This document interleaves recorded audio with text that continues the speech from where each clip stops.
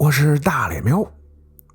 最近有朋友遇到这样一个问题，就是明明模型看着很对称，但是在几何体编辑、修改、拓扑下，执行镜像并焊接这个命令以后呢，出现了很奇怪的接缝。以这个模型为例，这期视频就分享一下快速修复这种接缝的小技巧。平时在制作模型的时候呢，可能会忘记打开对称，对这一边操作了以后，另一边想要同样的效果，经常会用到镜像并焊接。在操作之前，需要确定好镜像的方向是在 X、Y、Z 哪个方向去对称。这里是在 X 方向对称，点击后发现出现了奇怪的接缝，这里换个材质会看得更清楚，看着非常的糟心。主要原因是模型中线上的点并不在对称中心上，模型只是看着对称，当近距离观察的时候，就会发现有的点呢是歪的。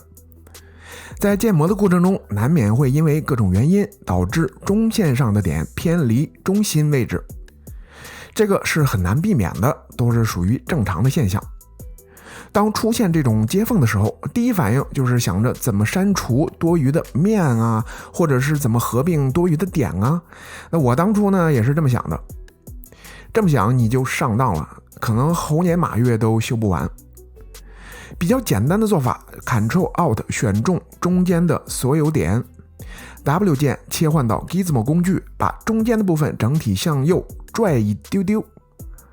接着去掉遮罩，再次点击镜像并焊接就搞定了。或者用移动笔刷把有问题的点向右拖拽一丢丢，再执行镜像并焊接。那为啥是要向右拖拽呢？因为镜像并焊接在 X 方向上是从屏幕的左侧镜像到右侧，所以执行操作的时候，右边的部分都会被左边的部分替换掉。通过这种方式呢，就能比较轻松地解决对称产生的接缝问题。能力一般，水平有限，希望能帮助到你。这期的分享就到这里，感谢观看的你，我们下期见。